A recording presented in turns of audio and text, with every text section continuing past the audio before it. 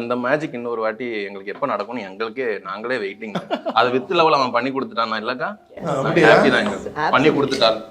கண்டிப்பா அவர் பண்ணி கொடுப்பாரு. பண்ணி கொடுத்துருவீங்களா? எஸ், ஹீஸ் அ ஸ்டாருங்க. நீங்களாம் படம் பார்ப்பீங்க. ஏன்னா Tourist Family when I saw he stood out for me. அந்த ஒரு சின்ன ரோல்ல வந்திருந்தா கூட he stood out for me. And நான் அபி ஃபர்ஸ்ட் பார்த்தோன்னு அதான் சொன்னேன். அண்ட் அப்பாவும் அபி ஃபர்ஸ்ட் பார்த்தோன்னு அதான் சொன்னாங்க. ஹீரோ மெட்டீரியலுங்க, ஹீரோ மெட்டீரியல்கானா அப்படின்னாரு என்கிட்ட. ஸோ அதுதான் ரொம்ப முக்கியமான ஒரு பாயிண்ட். ஏன்னா எனக்கு டூரிஸ்ட் ஃபேமிலி முடிஞ்சிருச்சு, அந்த சக்ஸஸில் இருக்கும், அடுத்த படம் பண்ணணுன்ற ஒரு பிளானில் இருக்கும்போது அப்போது மேம் நான் மீட் பண்ணுறேன். மேம் ஃபர்ஸ்ட் ஒன்று சொன்னாங்க, வசீகரமான முகம் இருக்குது தம்பி அப்படின்னாங்க. அப்படியா மேம் தேங்க்யூ. பட் எனக்கு ஒரு மாதிரி சும்மா சொல்கிறாங்க போல அப்படின்ற மாதிரி தான் நான் இருந்தேன். பட் இல்லைங்க, நிஜமா சொன்னேன். இல்லை, அது எனக்கு லேட்டஸ்ட் ஸ்டேஜில் அது புரிஞ்சுது. அப்புறம் நாங்கள் சாரை ஒரு வாட்டி மீட் பண்ண போனோம். அப்போது எனக்கு அன்றைக்கி ஒரு நாள் நைட் வரைக்கும் நான் யோசிச்சிட்டே இருக்கேன், இந்த படம் நடிக்கணுமா, அடிச்சா அடி விடுமா எனக்கு. ஸோ எனக்கு பல மைண்ட் ஓடிக்கிட்டே இருக்குது.